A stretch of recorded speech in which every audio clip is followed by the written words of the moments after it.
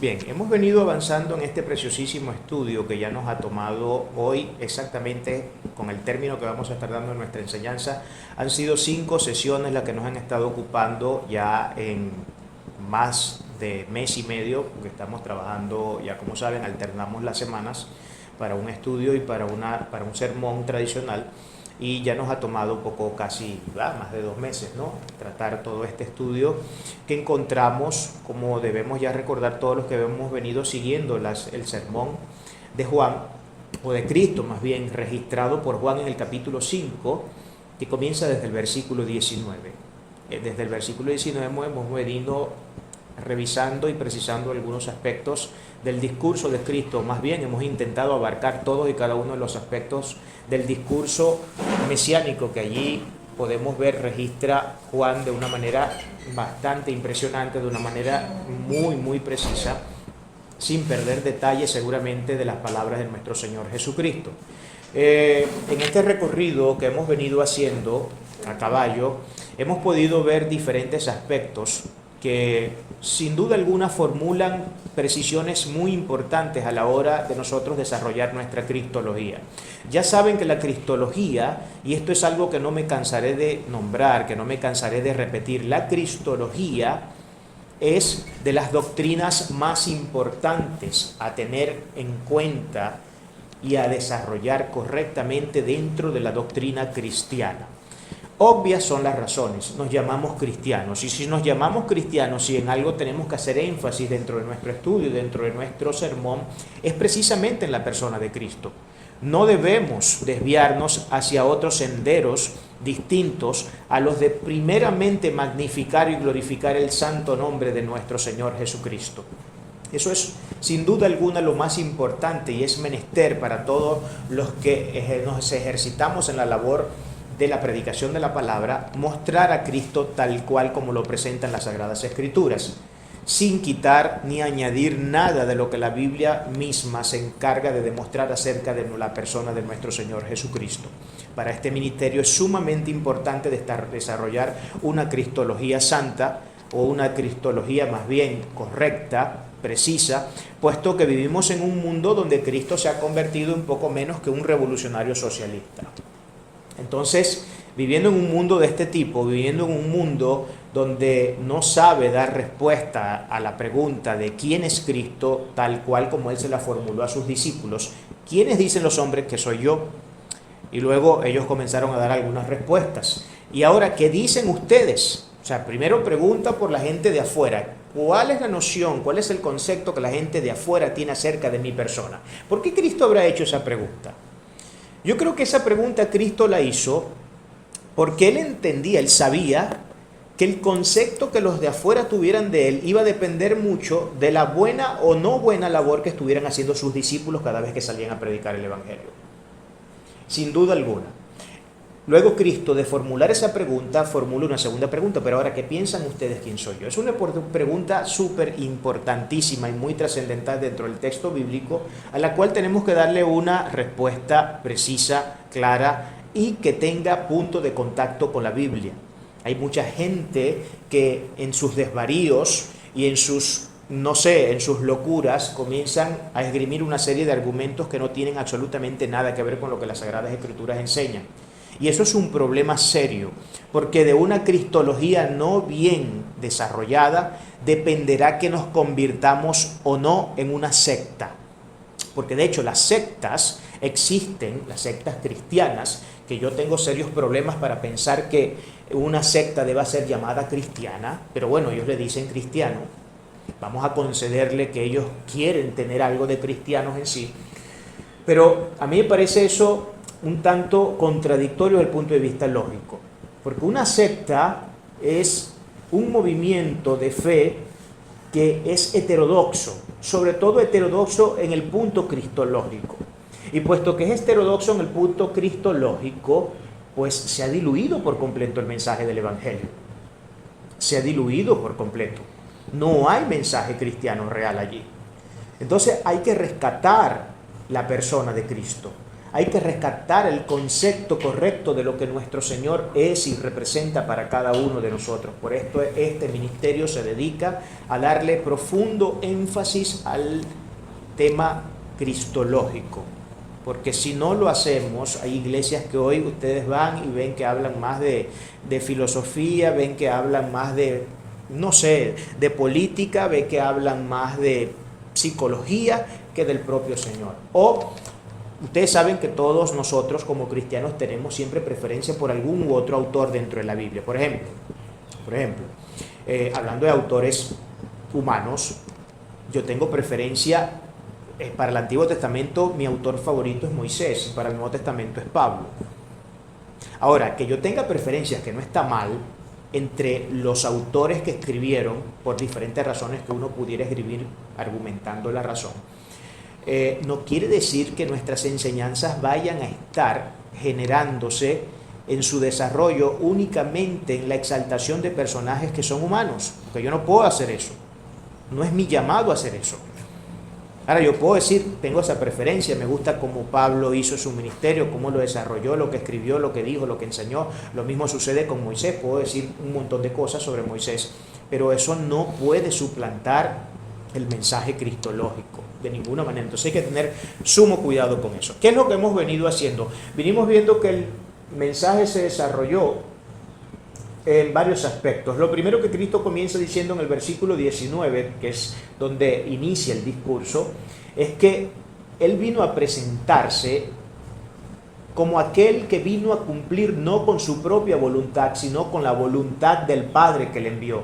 Y que Él no vino a hacer lo que Él quería, sino que vino sujeto por completo a lo que el Padre le había dicho que tenía que hacer. Y que Él no hacía nada por su propia cuenta, sino que hacía todo aquello que el Padre le enseñaba, todo lo que veía hacer al Padre, eso era lo que Él hacía. Y entonces podemos ver que nuestro primer enfoque estuvo basado precisamente en el punto de enseñar, de demostrar que Cristo estaba completamente subsumido a la voluntad del Padre. Ahora, subsumido no significa que Cristo ontológicamente sea un ser inferior al Padre, y eso lo hemos dicho. Acuérdense que la Trinidad, el concepto de la Trinidad, maneja esencialmente la tesis de que en esencia las tres personas de la Trinidad son exactamente iguales, en esencia, ontológicamente hablando, pero son personas distintas de la Trinidad. Una cuestión es Dios Padre, otra cuestión es Dios Hijo y otra cuestión es Dios Espíritu Santo. ¿En qué sentido? En que son personas distintas, pero tienen el mismo material ontológico, es decir, comparten todos la misma naturaleza, todos son Dios. Yo no puedo decir que el Hijo no es Dios, tampoco puedo decir que el Espíritu Santo no es Dios, porque estaríamos suscribiendo la heterodoxia. Entonces ya nuestro mensaje no sería ortodoxo, sino heterodoxo, es decir, estaríamos faltando a los principios fundamentales, los artículos de fe que durante siglos de desarrollo en la historia de la Iglesia a través de diferentes concilios se fueron documentando y se fueron desarrollando al punto que hoy tenemos clara esta doctrina, aunque sigan existiendo personas que la atacan y que lógicamente no creen en esta doctrina y que son unicitarios, etcétera. Lamentablemente eso existe. Luego cuando seguimos avanzando, porque aquí pudimos ver que había un crescendo, se los había dicho yo desde el principio, Cristo comenzó desde un punto y poco a poco fue elevando el nivel de su discurso hasta llegar a un cierto clímax, y luego lo que podemos ver a Cristo decir es que Él sin duda alguna era exactamente igual al Padre, por una serie de precisiones que Él hace dentro de su discurso, como por ejemplo, yo también tengo el poder de dar y quitar vida, yo tengo el poder de levantar muertos, yo tengo autoridad para juzgar todas las cosas. Y entonces hay una serie de precisiones y declaraciones que vemos que salen de la boca de Cristo, que no nos dicen otra cosa más que estamos ante el Dios Todopoderoso. O sea, no podemos suscribir una idea distinta a esa. Decir que Cristo es un ser inferior, o que es un angelito, o que es un profeta más, o que es un predicador más moralista, muy bueno, pero a fin de cuentas no deja de ser un simple hombre, es una herejía. Y entonces en eso tenemos que tener sumo cuidado. Entonces, ese es otro de los puntos que Cristo, sin duda alguna, tiene mucho interés en desarrollar dentro de este discurso, y de una manera, sin duda alguna, como siempre lo ha hecho nuestro amado Maestro, magistral, sin perder detalles a los asuntos que tenía que tratar, que él consideraba eran superlativos en cuanto a la manifestación de una exposición que fuera realmente objetiva en referencia a lo que tiene que ver con su persona. Entonces, podemos ver que luego Cristo pasa, luego que demuestra que Él vino a hacer la voluntad del Padre y que Él es exactamente igual al Padre, le fue necesario, puesto que las afirmaciones que estaban haciendo eran muy serias y eran bastante superlativas y que traía serios problemas para los que le escuchaban y no creían en Él, Él tiene que apelar luego, como la lógica tiene que decirnos, a los testigos que estarían presentes para decir, hey, lo que él está diciendo es así.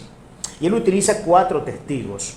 Si recordamos, Juan fue el primero, Juan el Bautista, me refiero no a Juan el apóstol, quien es el autor del libro que estamos en este momento leyendo. Juan el Bautista fue uno de los testigos. Ahí explicamos la razón por qué Juan fue, a pesar que él dijo que él no recibía testimonio de hombre. Pero él explicó la razón y nosotros pudimos entrar un poco en ese tema, no nos vamos a detener ahorita en eso. Simplemente quiero mencionar. El otro testigo que pudimos ver eran sus obras hablaban de él como Dios. Lo que él hacía, a menos que fuera Dios, no lo pudiera haber hecho nunca. Solo Dios podía hacer las obras que él hizo.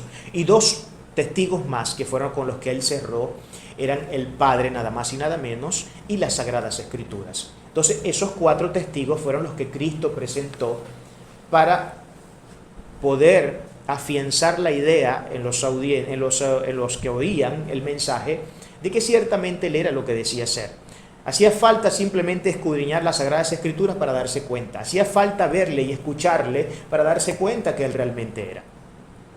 Eso era lo que la Biblia mostraba. Y eso es básicamente lo que hemos venido tratando en las 5 partes en las que se ha dividido este discurso, porque esto no es algo que yo pueda tratar en una sola enseñanza. Bueno, se puede tratar, pero habría que pasar por encima de una cantidad de detalles. Y ustedes saben que a mí no me gusta la simpleza. A mí me gusta desarrollar las cosas no digo con una profundidad tampoco increíblemente avanzada, científica o filosófica, pero sí me gusta por lo menos dejar las cosas lo más claras posible. Lo que hoy vamos a estar entonces viendo es el final de este discurso. Como ya saben, siempre, cada vez que termino una serie, siempre hay una mezcla de emociones en mí, ¿no? Entonces vamos a estar, para poder dar entonces avance a la enseñanza de hoy, vamos a estar leyendo desde el versículo 43 en adelante. Desde el versículo 43 en adelante, del capítulo 5 del Evangelio de Juan. Dice la palabra de la siguiente forma, leemos en el nombre de Jesucristo, que el Señor precioso, a través de su Espíritu, nos dé iluminación, nos dé inteligencia y sabiduría para poder entender su gloriosa palabra y nos permita trazar la palabra de verdad correctamente. Yo he venido en nombre de mi Padre y no me recibís. Si otro viniera en su propio nombre, a ese recibiréis. ¿Cómo podéis vosotros creer, pues recibís gloria los unos de los otros y no buscáis la gloria que viene del Dios único? No penséis que yo voy a acusaros delante del Padre. Hay quien os acusa, Moisés, en quien tenéis vuestra esperanza. Porque si creyereis a Moisés, me creeríais a mí, porque de mí escribió él. Pero si no creéis a sus escritos, ¿cómo creeréis a mis palabras? Asunto serio lo que Cristo sin duda alguna está diciendo acá. Entonces, una de las cosas que podemos observar aquí es que Cristo sigue confrontando la falsa religión. Cristo sigue siendo sumamente severo en su forma de encarar el asunto de aquellos que eran sus detractores, de aquellos que eran sus enemigos jurados y acérrimos, que en este caso, claro, está hablando de los judíos, está hablando de las sectas fariseas, de las sectas saduceas, con quienes también tuvo enfrentamientos serios. Y como ya todos nosotros hemos podido ver, para los que medianamente conocemos las Sagradas Escrituras y sobre todo el Nuevo Testamento, nos vamos a dar cuenta que en ella podemos encontrar sin duda alguna que la enemistad de Cristo básicamente estaba representada por ese pueblo judío que, irónicamente, debieron haber sido más bien los que mejor debían haber entendido a Cristo y debieron haber seguido a Cristo como ningún otro, pero resultó ser todo lo contrario. Solo un pequeño manojo de ellos pudo creer y hacer lo que hizo. Yo estaba hablando ayer con mi mamá, porque estábamos un poco tratando el asunto sobre la cuestión de el tema el conflicto eterno que ha existido entre Israel y el resto de las naciones árabes, y bueno, yo le decía, es difícil emitir un juicio. Yo sé que hay personas que tienen preferencias y dirán de una sin pensarlo dos veces que hay que defender al Estado judío, otros dirán que hay que defender al Estado árabe. Yo no me atrevería a asumir ninguna posición porque creo que ambos son culpables de alta traición ante Dios, de alta traición cósmica, y creo que ambos pueblos tienen muchas cosas que corregir. Entonces yo no hablaría aquí de culpables, de víctimas y victimarios. Yo creo que todos en alguna medida son víctimas y victimarios. Que nos duele que los bombardeos acaben con personas civiles que no tienen nada que ver con el problema y que entre ellos caigan niños. Claro que sí. Que hay que darle con la mano de hierro más fuerte posible a los que tales actos perpetran. Claro que sí. Porque Dios es un Dios justo y Dios no va a preguntar una vez que una bomba haya sido lanzada y haya matado un montón de niños si lo hizo un judío o lo hizo un árabe. Él es justo y juzgará con justicia sempiterna. Él juzgará con justicia a quien tenga que juzgar, sea el judío, sea el árabe, sea el maracucho, sea el chino, el japonés. Porque Dios no tiene preferencia ni acepción de personas con nadie. Al pueblo judío hay que amarlo, hay que bendecirlo, hay que orar por la paz de ellos. Pero no solamente por la de ellos, hay que orar por la paz de los pueblos que están alrededor de ellos. No podemos seguir siendo egoístas y viendo el asunto desde una visión tan parcializadamente por temas de doctrina y de paradigmas que tenemos en la cabeza. Tenemos que ser justos. Y hay que orar por todos esos pueblos. Por todos hay que orar, hay que pedir por la bendición de esos pueblos, porque todos están siendo afectados. Entonces, no podemos ponernos una venda en los ojos y por el hecho de predicar el Evangelio y saber que el Evangelio viene de estos primeros judíos que se esforzaron, vamos a cegarnos y a pensar que todos los judíos son buenos como Juan o como Pablo. No. Y sucede con todas las naciones del mundo, no sucede solamente con los judíos. En todas las naciones del mundo hay gente ejemplar y hay gente que no merece la pena siquiera tratar con ellas. Eso existe en todas partes del mundo. No me venga aquí nadie a decir que hay un país que eso sí, ahí sí vale la pena vivir porque todo el mundo es bueno, porque todo el mundo es justo. Bueno, tenemos derecho a la inocencia y a ser incautos, pero eso no va a borrar la realidad. Pero tenemos derecho a creer lo que queramos creer. Así de sencillo. Entonces Cristo tiene que encarar a esta gente que era una falsa religiosa, sin duda alguna. Él expone todos los detalles, absolutamente todos los detalles concernientes a la adversidad de estos enemigos. Y les dice y llama por su nombre cada uno de los problemas que aquejaban a la nación judía, razón por la cual ellos no podían creer en el Mesías. Y les iba enumerando, tus problemas vienen por esta y esta y esta y aquella razón. Y eso es lo que hemos venido un poco nosotros desarrollando a lo largo de toda esta enseñanza. Y hoy no va a ser la excepción porque vamos a ver algunos otros asuntos que tienen que ver con el tema de las diferentes cuestiones que eran sin duda alguna un obstáculo para que el judío creyera en el Señor Jesucristo. Es una confrontación sin duda alguna muy seria y fuerte la que Cristo presenta ante estas personas. Es una confrontación que es indiscutible totalmente desde todo punto de vista, porque lo que Cristo les dice es la verdad y nada menos que la verdad. Pero como siempre yo lo he dicho, acuérdense, hay muchos autores que dicen, yo no recuerdo ahorita quién es el autor que dijo eso, creo que fue Charles Spurgeon, creo que fue él que dijo que la verdad siempre divide. La verdad divide, hermanos. La verdad no une, la verdad divide. ¿Por qué? Porque la verdad siempre tiene muchos enemigos. Y no todo el mundo está dispuesto a seguir la verdad. No todo el mundo está dispuesto a creer la verdad. Porque la verdad, como bien dice un apotegma de nuestra cultura, la verdad suele doler cuando se dice. Entonces hay muchas cosas que al falso religioso, cuando se les saca la Biblia y se les confronta con las realidades que esta gloriosa palabra enseña, les va a doler, hermanos. Yo les he dicho muchas veces a la gente, porque hay gente que cae en estas de que quiere, porque tienen enemistad con alguien, porque no, yo soy metodista y aquel es presbiteriano. No me gusta cómo son los presbiterianos, porque yo soy metodista, por ponerles un ejemplo. Entonces comienzan a caerse a piña, de manera indiscriminada, totalmente sin pensar, y quieren llegar incluso a los insultos, ¿no? A veces. Yo les digo, no hace falta llegar a eso. ¿Sabes qué cosa duele más que cualquier insulto que usted pueda propinar a una persona? Decirle la verdad. La verdad duele más y da más duro y confronta mucho más que usted agarre y comience a lanzar un montón de obscenidades contra la persona. Entonces la verdad siempre será motivo de división. Y es que tiene que ser así. Naturalmente tiene que ser así. Porque la verdad no es para todo el mundo. No todo el mundo está dispuesto a acoger la verdad. Hay gente que ama vivir en la mentira, que ama vivir en el autoengaño, que ama vivir en todo aquello que no tiene punto de contacto con la realidad. Gente que se engaña a sí misma. Y eso siempre le gustará mucho a la gente. Estas cuestiones que Cristo acá va de poco en poco describiendo acerca de los desastres que eran parte del falso religioso, sin duda alguna demuestran la miseria espiritual que hay en muchas personas.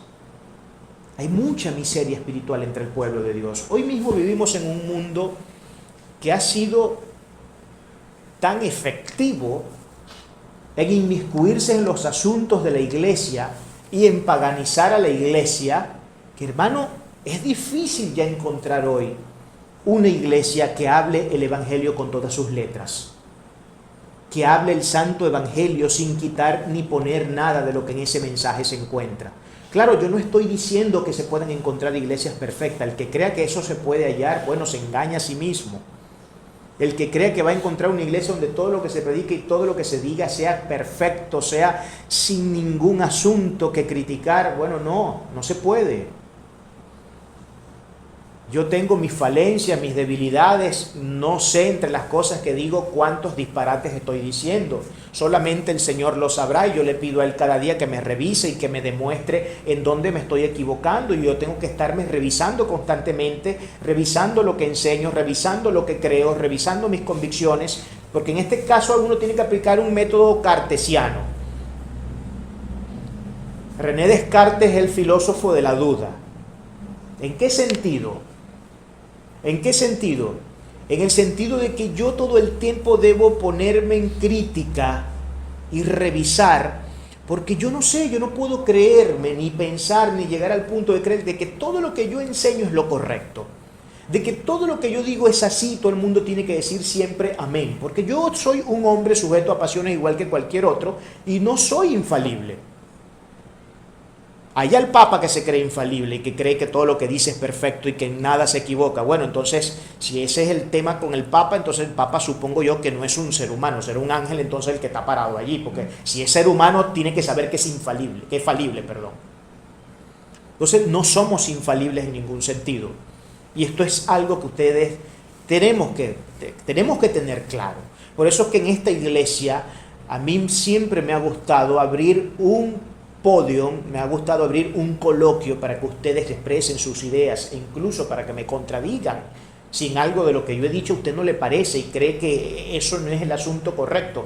Bueno, con respeto, con amor, con prudencia usted se me puede acercar, porque yo no soy aquí ningún monopolio en ningún sentido. Entonces estas cosas, mientras más claras las tengamos y más las precisemos y las desarrollemos, mejor va a ser. La hipocresía sin duda es desnudada cada vez que Cristo habla. La hipocresía es algo que está muy dentro de la iglesia del Señor.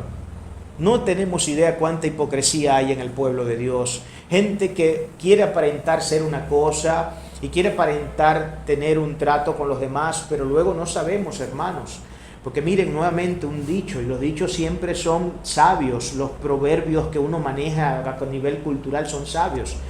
Caras vemos, pero corazones no sabemos. O sea, hay mucha gente hipócrita, hay mucha gente que dice una cosa, pero hace otra, gente que tiene profundos problemas de disonancia cognitiva, que no creen, o que tienen un conflicto entre sus ideas, o un conflicto entre sus ideas y lo que hacen. porque creen una cosa, pero hacen algo totalmente contrario a lo que creen. Por eso, Santiago 1:22, no solamente ser oidores de la palabra, sino hacedores de la palabra del Señor. Eso es lo que debemos todos ser. Versículo 43 nos muestra la autoridad de Cristo. Yo he venido en nombre de mi Padre y no me recibís. Si otro viniera en su propio nombre, a ese recibiréis. Cristo no vino en su propio nombre. Esto es algo que Él está dejando claro desde que inició su discurso. Él no vino a hacer su propia voluntad.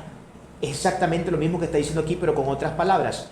Él no vino en su propio nombre, sino que vino en el nombre del Padre. Si queremos exactamente saber qué es lo que eso quiere decir, versículo 19. Versículo 19 dice que Él vino a hacer la voluntad del Padre, no a hacer su propia voluntad. Está claro eso. Pero ¿qué es esto? ¿Qué es lo que esto realmente significa? Bueno, para que nos podamos apoyar un poco, bueno, aquí está, en Juan 5:19. ¿Qué exactamente lo que esto significa entonces? Cuando Él dice que Él no vino en su propio nombre. ¿Qué significa? Juan 5:19 dice lo siguiente, y esto es Cristo nuevamente hablando. Respondiendo entonces Jesús, y les dijo, de cierto os digo, no puede el Hijo hacer nada por sí mismo, sino lo que ve hacer al Padre, porque todo lo que el Padre hace, también lo hace el Hijo igualmente. ¿Qué es lo que nosotros tenemos acá en este texto? Es claro, hermano. Tenemos a un hombre que sin dejar de ser Dios, demostró su perfecta valía al hacer saber que Él no vino a actuar de manera arbitraria. Él no vino a actuar como a Él le parecía, como Él quería, según sus pasiones, según lo que pensaba era mejor, según lo que pensaba era correcto. Y aunque podemos ver a un Cristo en el Getsemaní sufriendo, y dice la narrativa que incluso sudaba como especie de gotas de sangre por el alto nivel de ansiedad y de angustia que hubo en nuestro Señor en el momento de la decisión final, sin embargo Él dijo, Señor, me voy a beber la copa. Quisiera que hubiese algún plan alternativo donde no tuviera que beber esta copa de sufrimiento, pero me la voy a beber. Porque es lo que les he venido enseñando a todos mis discípulos desde que estoy en esta tierra, que yo no vine a hacer mi voluntad, vine a hacer tu voluntad, Padre. Esa copa me la tengo que beber, porque esto no es una cuestión que consiste únicamente en palabras. Es que yo tengo que hacer y ser coherente y consistente con lo que he predicado en todo mi ministerio. Y tenemos que ser coherentes y consistentes con lo que predicamos, hermanos.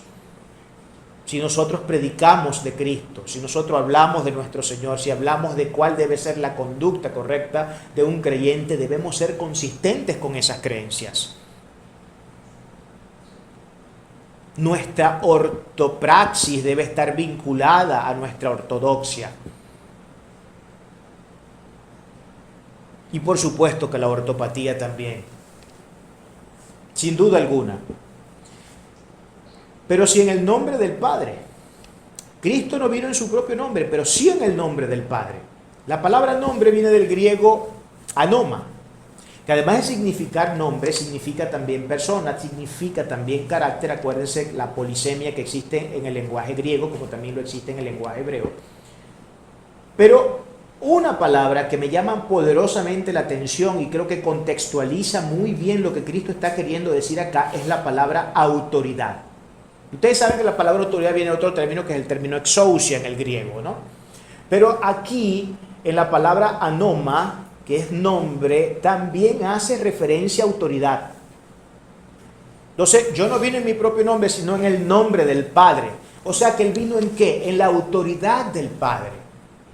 Eso es lo que Él está diciendo. Vamos a ver qué dicen algunos autores sagrados para añadir un poco más de información a este asunto y poder de esa forma tener un poco más claro el panorama. Por ejemplo, Juan en el capítulo 6 de su libro, versículo 38, afirma lo siguiente. Porque he descendido del cielo no para hacer mi voluntad, sino la voluntad del que me envió. Yo no vine a hacer mi propia voluntad, sino la voluntad del que me envió. Esta es una forma de entender que Él no vino en su propio nombre, sino que vino en el nombre del Padre. Si Él hubiera venido en su propio nombre, ¿sabe qué es lo que hubiera pasado? Por mencionar solo un solo ejemplo, un solo caso. él hubiera partido la copa. O se le hubiera dado a beber un ángel, para que el ángel hiciera lo que él tenía que hacer. Eso es lo que hubiera pasado. No hubiera ido a la cruz. No hubiera muerto por ninguno de nosotros. Se hubiera abortado el plan eterno de redención que ya estaba fijado desde antes de la fundación del mundo para la salvación del hombre. Nada de eso hubiera ocurrido. Es lo que claramente hubiéramos podido ver. El mismo Juan, pero ahora en el capítulo 8, versículos 28 y 29, asevera lo siguiente. Les dijo pues Jesús: cuando hayáis levantado al Hijo del Hombre, entonces conoceréis que yo soy, y que nada hago por mí mismo, sino que según me enseñó el Padre, así hablo. Según me enseñó ¿quién? El Padre, así hago. ¡Wow!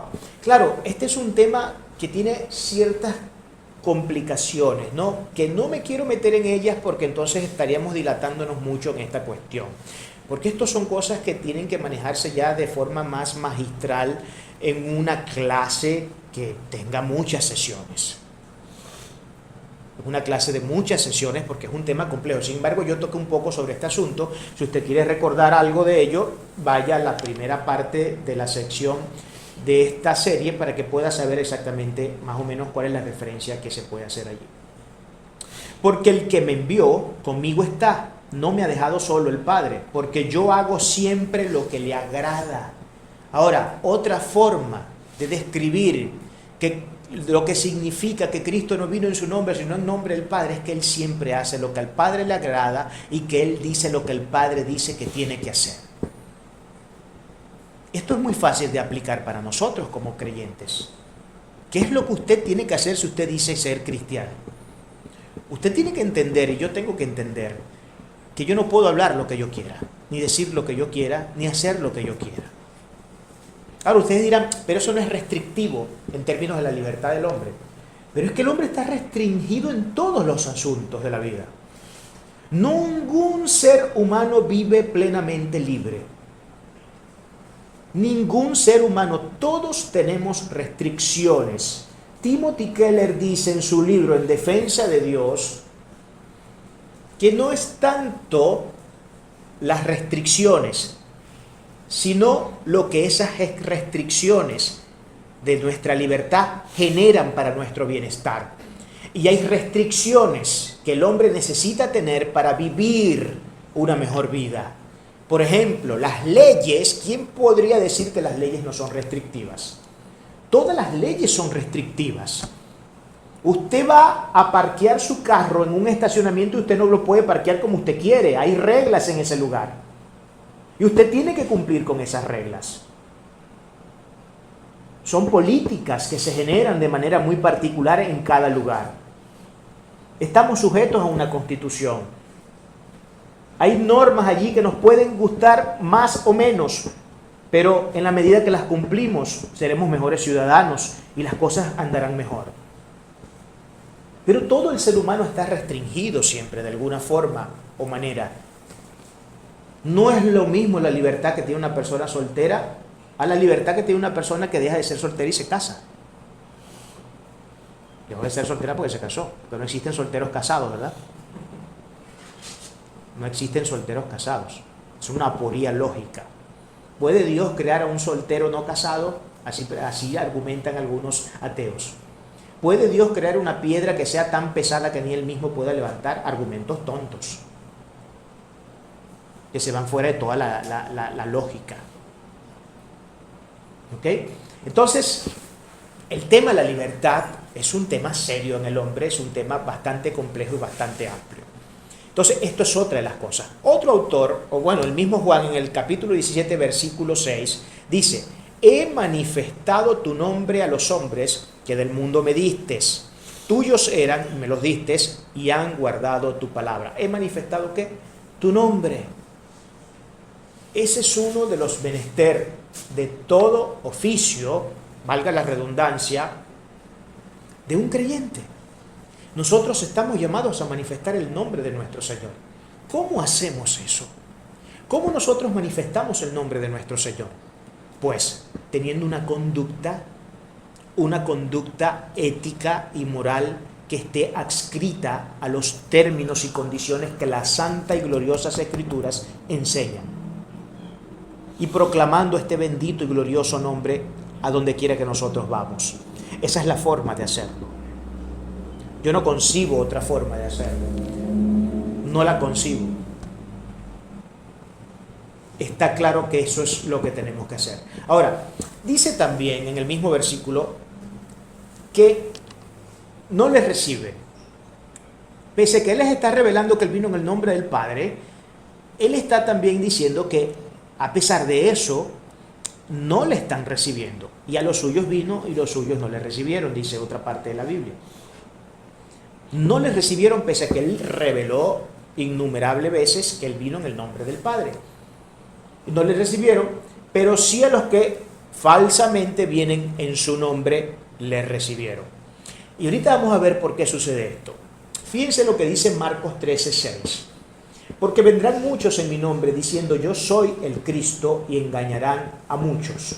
Esto es lo que recoge Marcos en el discurso escatológico que Cristo desarrolla en los evangelios sinópticos. A saber, los evangelios sinópticos son Mateos, Marcos y Lucas. El único evangelio que no es sinóptico porque no comparte sinonimía con las descripciones y las narrativas históricas y hasta con los milagros es el evangelio de Juan, que tiene una presentación y un formato muy distinto al resto de los evangelios. Pero todos los evangelios sinópticos, a mí siempre me gusta, me parece que el que mejor recogió el discurso de Cristo en este desarrollo escatológico es Mateo en su capítulo 24, que es donde tenemos toda la descripción de lo que Jesús habla acerca de la escatología, de lo que serán los tiempos finales y cuáles serán cada uno de los eventos que deben acontecer. Son descriptivos de este asunto, sin duda alguna. Vendrán muchos en su nombre. Flavio Josefo, un historiador judío del primer siglo, un conspicuo historiador judío del primer siglo, dijo que antes del año 70 en Israel se presentaron muchos héroes nacionales con pretensiones mesiánicas. Eso dijo el historiador Flavio Josefo.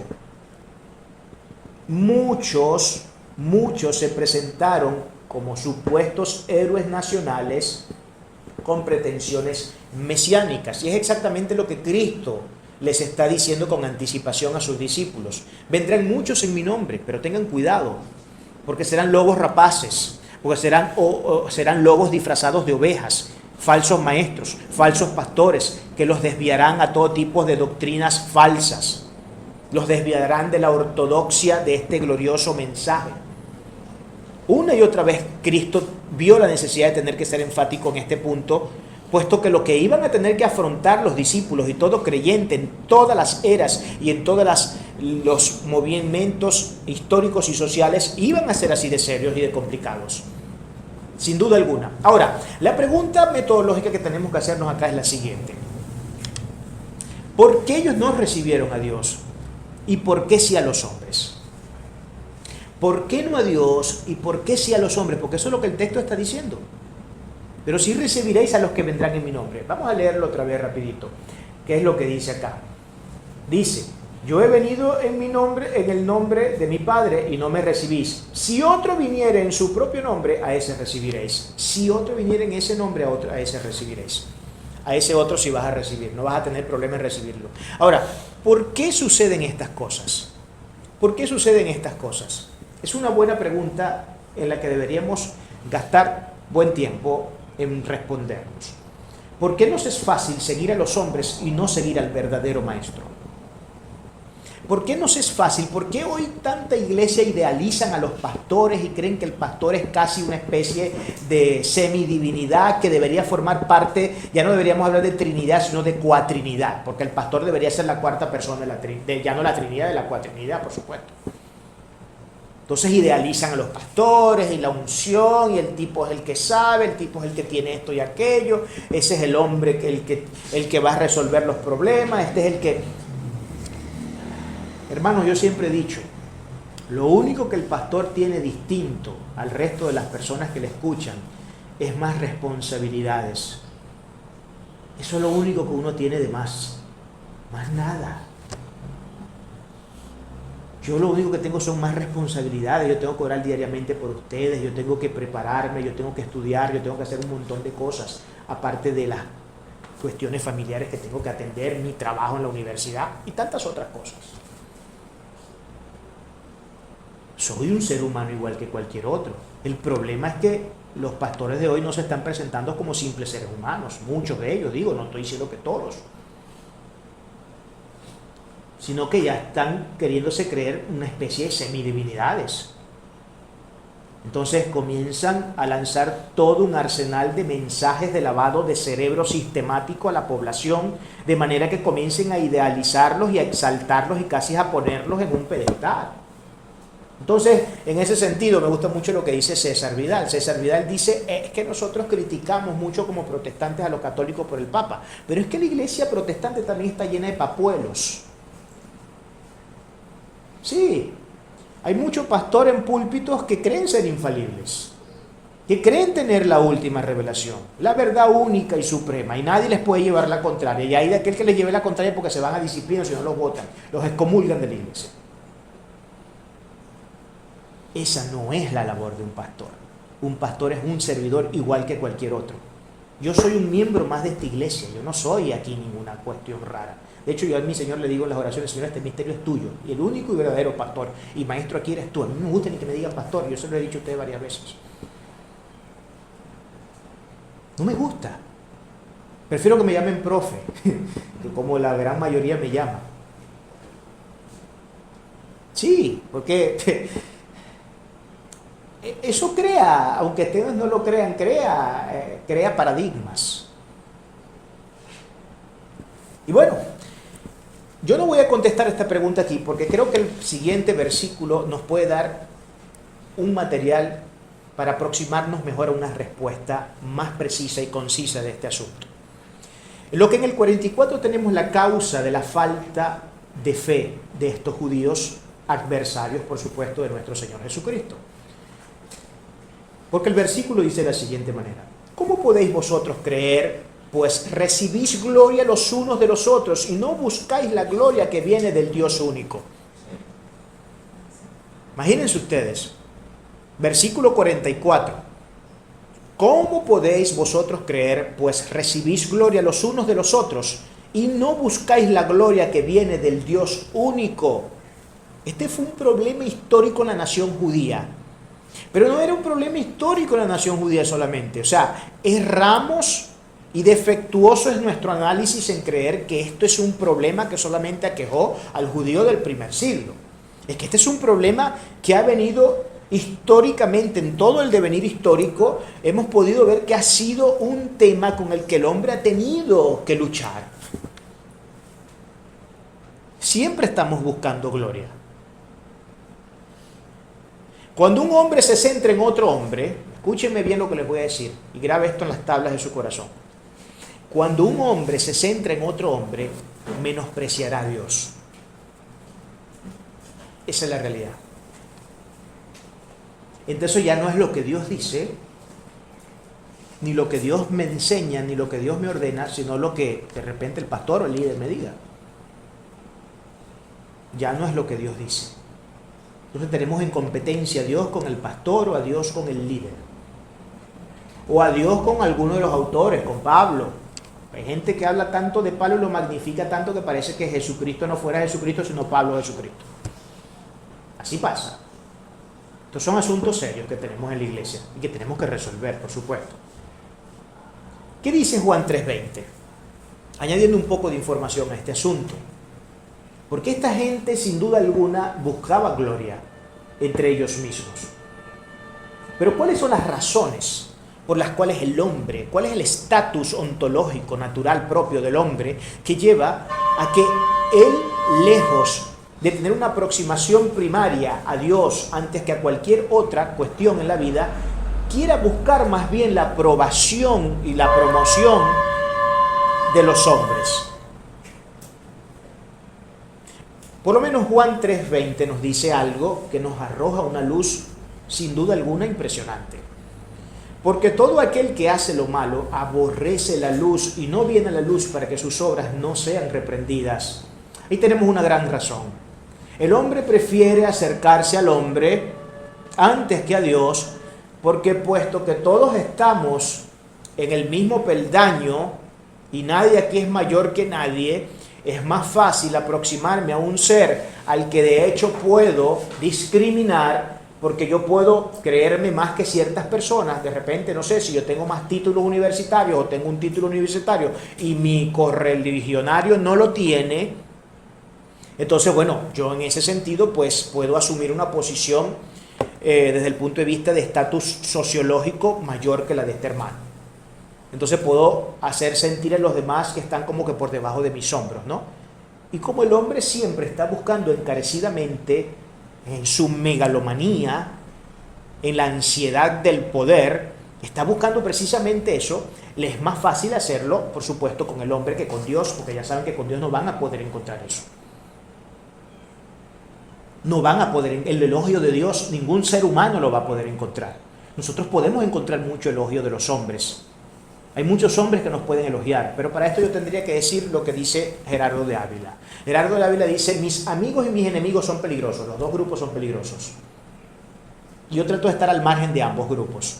¿Y cuál es la razón que le explica? ¿Qué es lo que le esgrime? ¿Cuál es su argumento? Él dice: mis enemigos son peligrosos porque ellos, sin duda alguna, me atacan, dicen todo tipo de cosas contra mí, levantan todo tipo de falso testimonio, y eso, sin duda alguna, me hace entrar en una depresión clínica.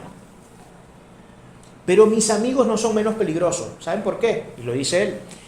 Porque mis amigos hacen todo lo contrario, me elogian al punto que si no estoy bien centrado, me puedo creer lo que no soy.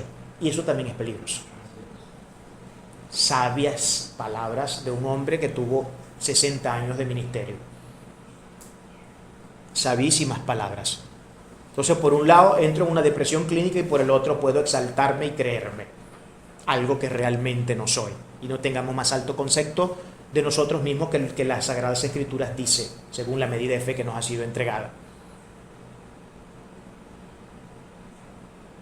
¿Qué nos dice entonces Juan en el capítulo 12, versículo 43? Porque amaban más la gloria de los hombres que la gloria de Dios.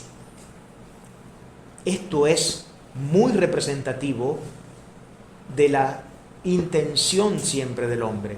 Tiende a amar más la gloria del hombre que la gloria de Dios. Ahora, ¿por qué esto es así? Claro, porque hay razones acá que son muy simples, muy lógicas. Y creo yo que se ven de cajón, como dice uno en ingeniería. Al hombre lo vemos y el hombre nos ve. Al hombre lo escuchamos audiblemente y el hombre nos escucha audiblemente. Yo le puedo hablar y él me puede contestar. Eso no es una experiencia que yo puedo tener con Dios a diario. Yo no estoy diciendo que no hayan habido momentos en que Dios haya hecho esas cosas. Por supuesto que la Biblia está llena de ese tipo de ejemplos. Luego de que la Biblia se cerró y la historia de la Biblia para acá ha transcurrido, bueno, que hayan ocurrido experiencias de ese tipo, a mí no me constan, yo no sé, por lo menos yo no he tenido nunca una experiencia de ese tipo. No podría yo vendría a alardear aquí que Dios se me presentó un carruaje de fuego y el profeta Elías y David y yo no sé qué, y se me presentaron todos y me fui al monte de la transfiguración. Esas cosas no han pasado conmigo nunca. Ni tampoco necesito ni requiero que ocurran, porque yo no aumento más mi fe porque esas cosas ocurran. Pero yo creo que la Biblia es suficiente. Pero hay quienes creen que eso tiene que sucederles para que puedan, bueno, cada quien con su tema, ¿no? Cada quien con su tema. Pero yo en esos temas, sin duda alguna, no me enredo. Entonces, el hombre tiende a buscar siempre la gloria del otro, de los hombres, puesto que es más fácil encontrar la alabanza de alguien al quien le puedes hacer creer que es inferior a ti, que a un ser con el que no vas a poder jugar ese mismo juego. Porque con Dios no puedes jugar ese juego. Pero el hombre sabe que con el hombre sí lo puede hacer. Yo puedo hacerlos sentir a ustedes inferiores a mí. Yo sé qué puntos tratar desde el punto de vista psicológico para hacer que ustedes se sientan inferiores a mí. O viceversa. Ustedes también podrán tener sus artimañas y sus artilugios y piezas puntuales psicológicas que tocar para hacerme sentir inferior a mí. Claro que sí, eso lo podemos hacer, entre nosotros lo podemos hacer, es fácil hacerlo. No hace falta más que ver un cursito de introducción a la ¿cómo se llama esto? A la psicología para hacerlo. Es más, es que eso ni hace falta ni siquiera, el sentido común te ayuda a eso, porque es que el hombre es así por naturaleza. Así somos por naturaleza. ¿Qué dice Jeremías 13:22? Si dijeres en tu corazón, ¿por qué me ha sobrevenido esto? Por la enormidad de tu maldad fueron descubiertas tus faldas, fueron desnudados tus calcañares. Por la enormidad de tu maldad. Enormidad de tu maldad, que el hombre está lleno de maldad. Esa es la constitución propia de la naturaleza del hombre, la maldad. No somos buenos, hermanos. No somos buenos. Cristo quiso darle un énfasis a este tema antropológico tan importante y serio en la Biblia, que Él dijo cuando lo llamaron bueno. No, ¿y por qué me llamas bueno a mí si bueno solamente es Dios? No es que Cristo estuviera diciendo que Él no fuera bueno, no es que Él no sea bueno, Él es Dios, Él es perfecto, Él es gloriosamente bondadoso. Lo que Cristo quiso enseñar con esa lección fue, ¡hey! Buenos entre ustedes, ninguno. El único es el Dios Todopoderoso al que le debemos alabanza, exaltación y gloria. Por eso, ¿de qué nos vamos a creer nosotros? ¿Creídos en qué y por qué? Romanos 8, Pablo, por cuanto los designios de la carne son enemistad contra Dios, porque no se sujetan a la ley de Dios, ni tampoco pueden, y los que viven según la carne no pueden agradar a Dios. Aquí está claro lo que está diciendo Pablo. Famosísimo capítulo de la teología sistemática de Pablo en Romanos. Romanos 8, un capítulo sin duda alguna de los más impresionantes que podemos encontrar en toda la literatura neotestamentaria. Somos carnales, es nuestra tendencia. El mismo Pablo luchaba con esas pasiones y en un momento tuvo que decir, lo que quiero hacer no hago y lo que no quiero hacer eso es lo que termino haciendo. Y tengo estos aguijones que me persiguen y no me dejan. Y el Señor te los ha puesto para que te abofeteen cada vez que te quieras creer algo. Esos aguijones están presentes para que cada vez que se te quieran subir los humitos, te abofeteen y te hagan poner los pies sobre la tierra. Eso es lo que es Pablo. Una persona sumamente seria y coherente enseñó. Y termino con lo que dice el autor de los Hebreos, que no sabemos quién escribió Hebreos. Mirad, hermanos, que no haya en ninguno de vosotros corazón malo de incredulidad para apartarse del Dios vivo. Creo que estas han sido razones más que suficientes para entender por qué el hombre busca gloria de los hombres y nunca la de Dios. En resumen, ¿cuál es la idea principal? Por la maldad del corazón del hombre. Esa es la razón. Esa es la gloriosa razón. Los dos últimos versículos de nuestra enseñanza de hoy, versículos 45, los tres últimos más bien, del 45 al 47, nos enseñan lo siguiente. No penséis que yo voy a acusaros delante del Padre. Hay quien os acusa, Moisés, en quien tenéis vuestra esperanza. Porque si creyeseis a Moisés, me creeríais a mí, porque de mí escribió él. Pero si no creéis a sus escritos, ¿cómo creeréis a mis palabras?, pregunta el Señor retóricamente. Si no creéis a los escritos de Moisés, ¿cómo vas a creer en mis palabras? Y aquí lo que Cristo está haciendo es algo que mucha gente, mucho cristiano hoy no termina de metabolizar, de tragar y de entender. Lamentablemente vivimos en una cristiandad que ha creído y sigue creyendo, no estoy diciendo que todos, por supuesto, pero hay excepciones, que ya el Antiguo Testamento es tema del pasado y que ya nosotros no tenemos ni siquiera que asomarnos por allí. No hay nada que buscar en el Antiguo Testamento, nada, absolutamente nada que buscar. Algunos incluso se han convertido en enemigos declarados del Antiguo Testamento y dicen, en este púlpito no se pone otra cosa más que el Nuevo Testamento. Eso es un acto de suma ignorancia, por una parte, pero además de ignorancia, de arbitrariedad absoluta. Porque una cosa es decir que ya no estamos sujetos a toda esa compendio de leyes de los judíos, de la jurisprudencia judía, de las leyes litúrgicas, de las leyes ceremoniales. Una cosa es eso, que ya no estemos sujetos a eso y que Cristo haya en la cruz dado un nuevo pacto con el derramamiento de su sangre, pero otra cosa es decir que ya yo no tengo absolutamente nada que ver con ese testamento y que para mí todo lo que ese testamento diga es completamente indiferente. Pues yo tengo que decirle a la gente que tal piensa que hay un montón de profecías en el Antiguo Testamento que todavía no se han cumplido. Entonces, ¿cómo puedo decir yo que eso perdió vigencia, hermano? ¿Cómo puedo pensar yo que el Antiguo Testamento perdió vigencia? ¿Cómo puedo decir yo que perdió vigencia esos 10 mandamientos gloriosos? Ese decálogo precioso, que es la ley moral que Dios presentó a los hombres. Porque si yo digo que ya eso no tiene ningún tipo de inherencia con nuestra fe hoy, entonces eso quiere decir que el mismo Cristo estaba equivocado y que Cristo fue un mentiroso. ¿Sabe por qué? Porque Cristo dijo, estos 2 mandamientos que le voy a dar no son distintos a los 10, lo que hacen es resumir los 10, pero son los mismos 10. Amar a Dios por sobre todas las cosas y amar al prójimo como a ti mismo. Si has hecho esto, si cumples esto, estás cumpliendo con toda la ley. ¿Qué es lo que está diciendo Cristo? Esa ley tienes que cumplirla. O sea, esos mandamientos, tú no puedes ser un mentiroso, tú no debes ser un mentiroso, tú no debes ser un injuriador, tú no debes ser un idólatra, tú debes amarme a mí, tú debes honrar a tus padres. Eso sigue vigente. El que cree que ya no tiene nada que hacer con eso, bueno, hermano, por favor, yo siempre les he dicho a las personas que tal piensan que sea sincero consigo mismo y entonces deje de llamarse cristiano y llámese otra cosa. Llámese, no sé, una religión de la nueva era, llámese, no sé, póngase el nombre que quiera, pero no use el término cristiano entonces. No lo use. Cristo no tenía necesidad de acusarlos, porque la misma ley sobre la cual ellos tenían puesta toda su confianza, esos 5 libros del Pentateuco de Moisés, eran todo para la nación judía y lo siguen siendo todavía para el día de hoy.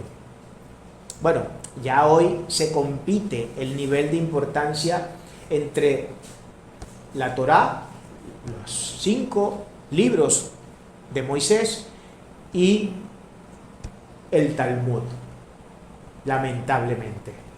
Porque parece ser que cuando vemos a algunos judíos hablar del Talmud, da la impresión de que ellos tienen más depositada su confianza y su fe en el propio Talmud que en la misma Biblia, que en la misma Torá que tantos ellos, de la cual tanto han presumido. Pero interesante que estas palabras de Cristo les dice, esa misma palabra en la que ustedes tanto alardean, en la cual tienen puesta toda su fe y su confianza, a mí no me hace falta, ella me está evitando hacer el trabajo.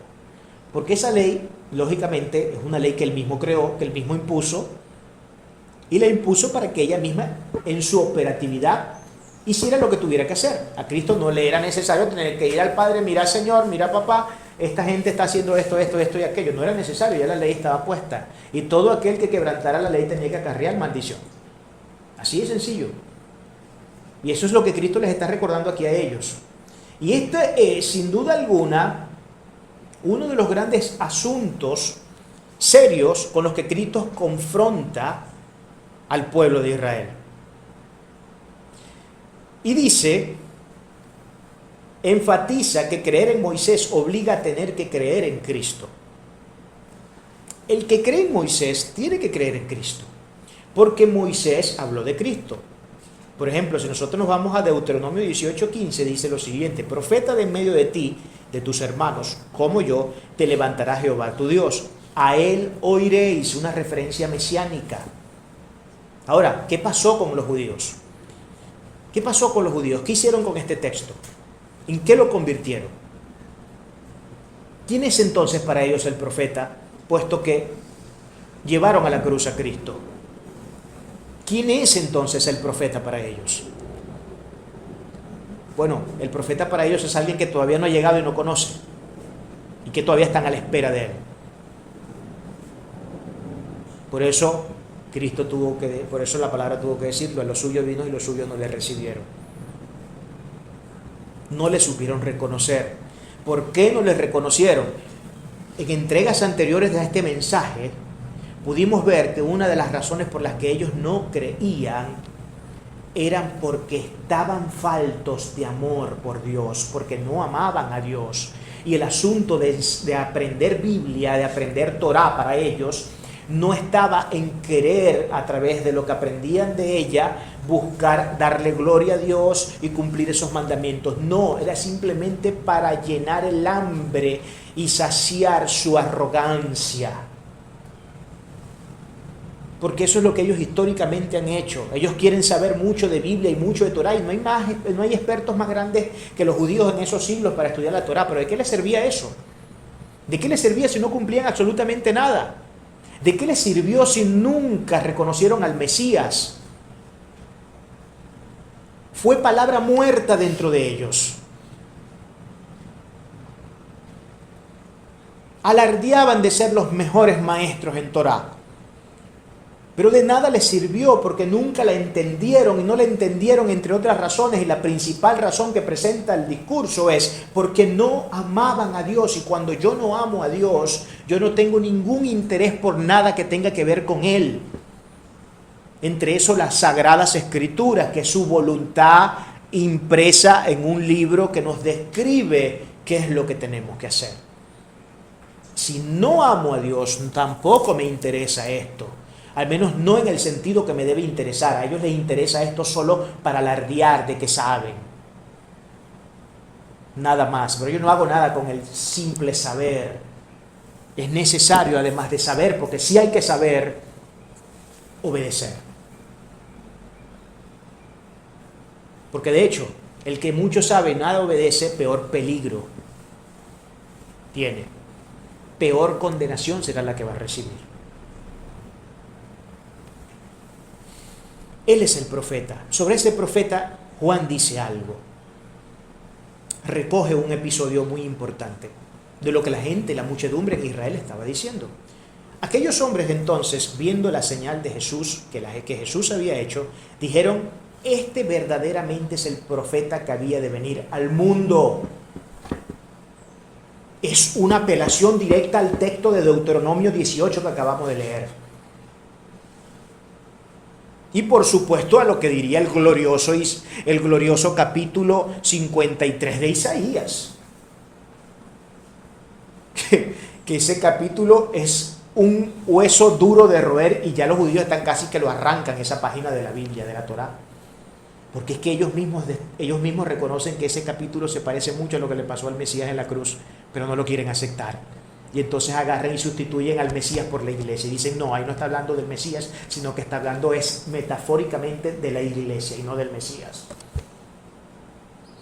Un malabar exegético e eisegético, más bien. Un malabar eisegético que degenera en una distorsión del texto. Eso es lo que allí está pasando. Cuando Cristo les dice lo que pudiera ser la parte más dura dentro de su confrontación. Le dice: pero si no creéis a sus escritos, ¿cómo creeréis en mí? Ahora, imagínense usted lo que podría estar pasando por la mente del judío que escucha decir a Cristo, a su peor enemigo, y no hay que perder esto de vista, que ustedes no pueden creer en mí ni en mis palabras porque no creen en los escritos de Moisés. Oh Santo Padre, imagínense lo que eso representaba para un hombre de estos.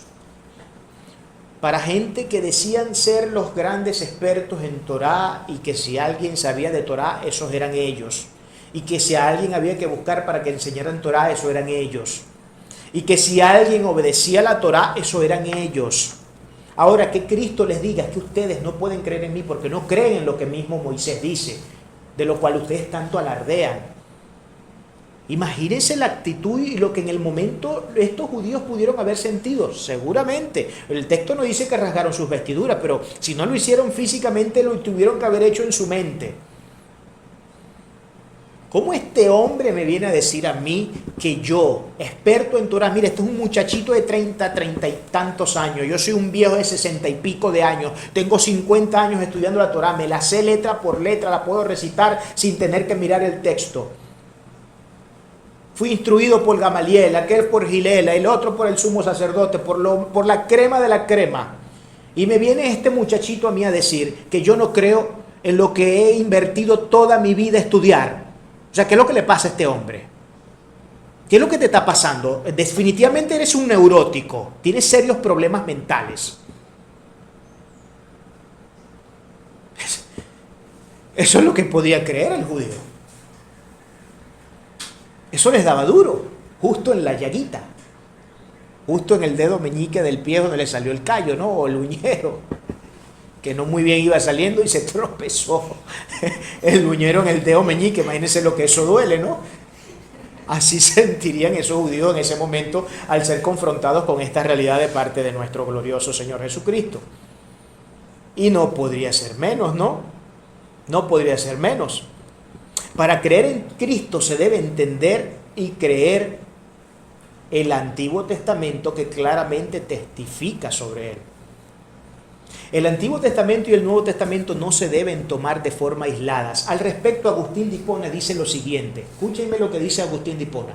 Agustín de Hipona dice que el Nuevo Testamento está dentro del Antiguo Testamento y que en el Nuevo Testamento se revela el Antiguo Testamento. Eso creía Agustín de Hipona. ¿Qué es lo que está diciendo Agustín de Hipona en pocas palabras acá? Es lo que está diciendo, usted no puede separar estas dos revelaciones. Si usted dice tener fe cristiana, usted no puede separar estas dos revelaciones. El Nuevo Testamento y el Antiguo Testamento tienen un vínculo que es inseparable. Así como inseparable es la Trinidad, Dios Padre, Hijo y Espíritu Santo, así de inseparable es el Nuevo Testamento con respecto al Antiguo Testamento. Entonces nosotros tenemos dos opciones. O creemos toda la Biblia, lo cual es el deber ser, o creemos parte de ella, lo cual es una herejía. Porque eso va a desencadenar toda una serie de problemas a nivel doctrinal y lo más probable es que eso termine degenerando en una secta y haciendo cualquier cosa menos lo que se supone que tenemos que hacer. Está claro que Jesús no pretendió en ningún momento ser políticamente correcto. Sus intenciones en la argumentación de todo su discurso giraba alrededor de un único asunto: decir la verdad. Eso es lo que él quería, eso es lo que él hizo. Aunque esa verdad encendiera mechas de dinamitas muy explosivas, capaces de acabar con toda una generación. Él lo sabía muy bien, se enfrentaba a sus más acérrimos enemigos. Porque nos guste o no, los peores enemigos del judío Jesús no eran los paganos gentiles, no era el propio imperio romano, que nunca encontró razones reales para llevarlo a la cruz. Eran los mismos judíos, irónicamente. Los mismos judíos, quienes con su ropaje y todo tipo de presunciones religiosas veían en el Mesías un farsante blasfemo que pretendía igualarse a sí mismo con el Dios Todopoderoso. Las precisiones dichas por Jesucristo en toda su peroración tenía, a mi juicio, dos propósitos fundamentales. El primero, dejar claro que no es que él creyera ser Dios, sino que de hecho lo era. No era que él se creyera ser Dios, de hecho él era Dios. Dio pruebas de todo tipo mediante sus testigos, quienes con una voz inmutable y tronante dejarían claro todo asunto sobre su verdadera naturaleza. Lo segundo, en lo cual centraría su atención, se orientaba a desnudar la falsa religión de sus enemigos, los cuales presumían de todo tipo de conductas religiosas. Con todo, el Dios que conoce perfectamente el corazón del hombre no podría ser engañado, puesto que conocía perfectamente lo que había dentro de cada uno de ellos. Su mensaje es magistral en todo sentido. Es magistral en la exposición de su verdadera naturaleza, pero no menos magistral en demostrar lo que es un falso religioso y sobre todo, cómo desnudarlos una vez han sido diagnosticados en su falsedad. Creo que el mensaje respecto a lo que todos nosotros debemos hacer como cristianos es muy claro, hermanos. Primero, nuestro estandarte como cristianos debe ser mostrar a Cristo tal como lo presenta la Biblia. Tener una cristología sana es fundamental para nuestro desarrollo en la fe. De lo contrario, podríamos caer en el peligroso campo de la herejía, y eso degeneraría lógicamente en sectas religiosas. Cristo, como segunda persona de la Trinidad, es Dios y nada menos que Dios. La argumentación neotestamentaria es astronómica al respecto. Una segunda cuestión a observar con sumo cuidado es el tema de la falsedad religiosa de aquellos que afirman ser profesantes y practicantes de nuestra fe. Lo que Cristo desarrolla en ese sentido tiene una doble utilidad de la cual debemos asirnos. Y escuchen esto, una doble utilidad de la cual tenemos que asirnos. Primero, brinda un poderoso método de inspección de nuestros corazones. Tenemos que inspeccionarnos.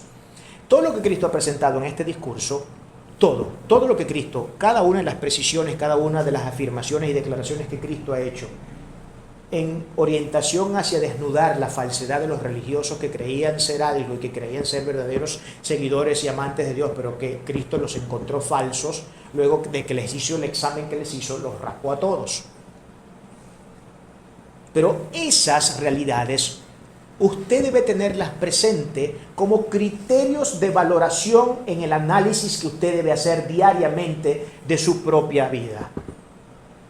Deben ser criterios de valoración con los cuales usted tiene que examinarse a diario, con los cuales yo tengo que examinarme a diario. ¿Amo yo a Dios? ¿Será que yo no estoy haciendo lo que Dios me está mandando porque me falta amor por Él?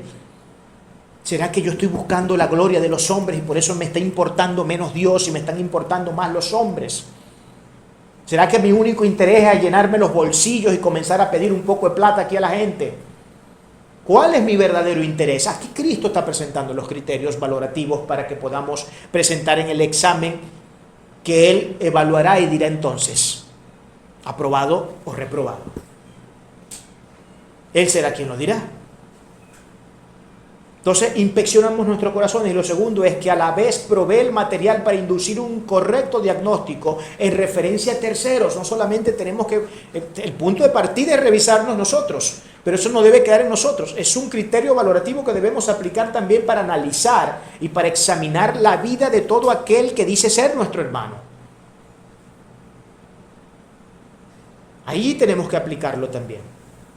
Si se desea saber ¿qué persona es realmente parte de esta preciosa fe? Encontraremos en este discurso recursos de un increíble poder para casi cualquier tipo de valoración.